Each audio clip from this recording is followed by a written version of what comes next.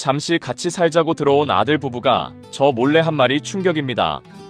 집사람이 떠난 뒤로 저는 완전히 혼자였어요. 밥도 혼자, 잠도 혼자, 아파도 혼자. 명절에도 아들 내외가 잠깐 왔다 가면 그게 전부였어요. 그래도 티 안 내고 버텼어요. 늙은 아비가 쓸쓸하다고 하면 자식한테 짐이 되는 것 같아서요. 그러던 어느 날 아들 민석이가 찾아왔어요. 아빠, 저희 전셋집 계약이 끝났는데요. 마음에 드는 집 구할 때까지만 잠깐만 같이 지내면 안 될까요? 오랜만에 집안에 가족들이 모이니 이게 또 사람 사는 것 같다 싶었어요. 그런데 2달이 지나도 나갈 기미가 전혀 없는 거예요.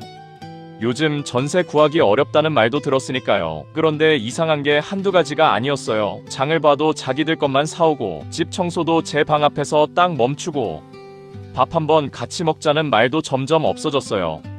어느 날은 거실에 앉아 있는데 며느리가 저를 보고도 그냥 방으로 들어가더라고요. 인사도 없이요. 뭔가 이상하다 싶었어요.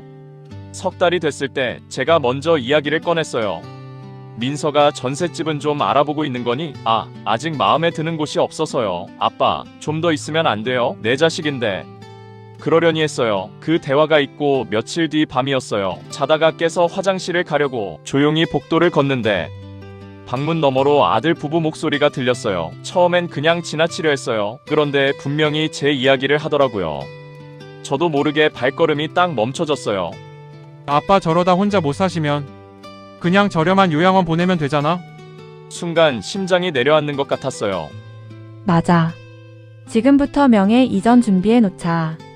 나중에 복잡해지기 전에. 며느리 목소리였어요. 저는 그 자리에서 한참을 꼼짝도 못했어요. 다리에 힘이 풀렸어요. 벽에 기댄 채로 눈을 감았어요.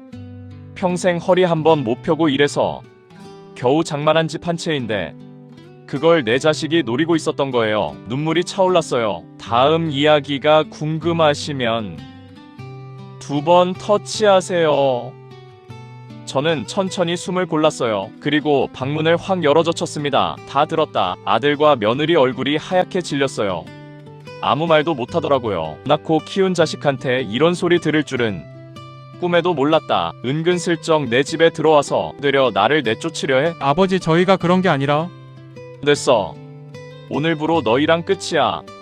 짐 싸. 다음날 아침 저는 법무사 사무실로 갔어요. 이 집 명예, 저 살아있는 동안 절대 건드리지 못하도록 법적으로 단단히 막아뒀습니다. 아들과 며느리한테서 전화가 계속 왔지만 받지 않았습니다. 제 선택이 맞았다면 구독과 좋아요로 응원해주세요.